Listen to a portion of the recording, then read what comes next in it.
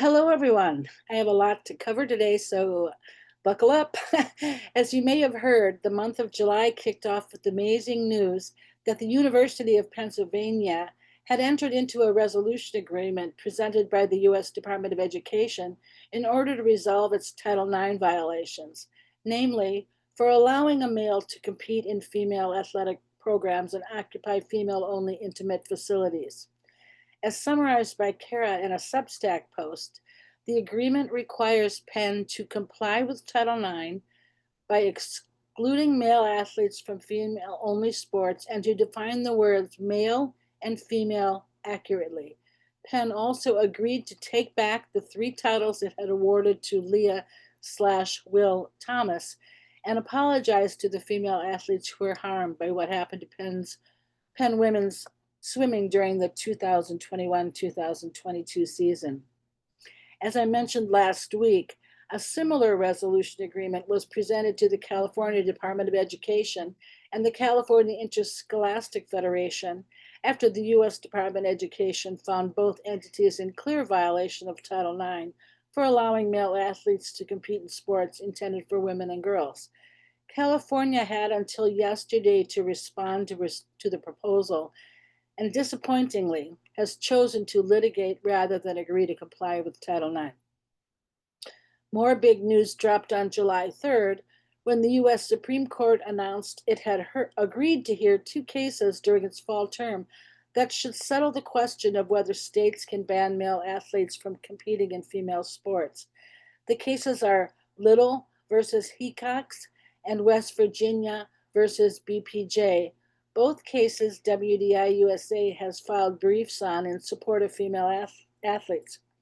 As Kara describes on X, in both cases, states have laws on the books protecting female only sports, and male athletes, Hecox and BPJ, sued. Both cases went up on appeal, and in both, the appellate courts ruled in favor of the male athletes. The states then asked the Supreme Court to weigh in. At stake in both cases is the question of whether women and girls are allowed to exist as a discrete sex class in the law, which could not happen soon enough for women's cycling. At the Lions Masters National Championships held last week in Wisconsin, an event officially sanctioned by USA Cycling, yet another man stole first place title from a deserving female athlete, with veteran competitor Julie Peterson finishing second behind trans-identified male KJ Phillips in the 55-plus women's category. To her credit, Julie refused to take the podium at the medal ceremony in protest. She, along with other female cyclists, have since spoken out publicly about the unfairness of including men in women's sport and also about the lack of transparency involved. Apparently, Phillips' name was concealed from other registrants, which precluded female athletes from making an informed decision about participating in a race that included a man. Last week, I mentioned that the Supreme Court had ordered appellate courts to reconsider their decisions in cases from North Carolina, West Virginia, and Idaho, requiring government-sponsored insurance plans to cover sex trait modification procedures, in light of the justice's ruling in U.S. versus Scrimeti, upholding Tennessee's ban on such treatment for minors. More recently, I discovered that the Seventh Circuit Court of Appeals voluntarily decided to vacate its own decision in DP versus Baquanago, which upheld a lower court's ruling blocking a Wisconsin school district from enforcing a policy requiring that students use bathrooms and locker rooms aligned with their sex.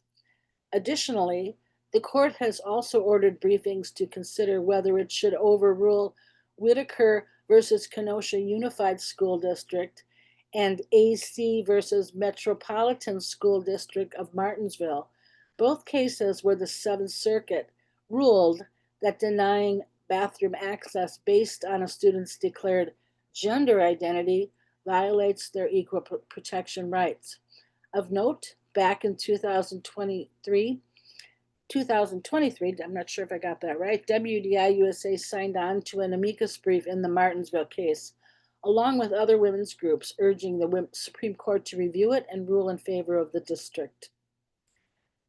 Next, I'd like to draw your attention to a recent post by Bernard Lane in his Gender Clinic News Substack titled Trans Wrongs. American liberals are getting the message belatedly that serious mistakes have been made in the name of progress, proclaiming it an interesting moment. He goes on to say the three major US media outlets, left-leaning and champions of gender-affirming care by and large, have published solid articles unpicking the dogmas and delusions of extreme trans rights and puberty blockers. The three outlets referenced include the New York Times, the Washington Post, and the Atlantic. If I had more time, I'd go into detail, but I don't want to do that, take up too much of your time. And finally, we're pleased to share that our president, Elizabeth Chesek, writing on behalf of the WDI USA Desisted and Detransitioned Women's Caucus, had a piece published in the Granite Grok urging New Hampshire Governor Kelly Ayotte to sign HB 377 and HB 712 into law, bills that would protect minors from harmful procedures intended to disguise their sex. And that's all I have today. Thank you.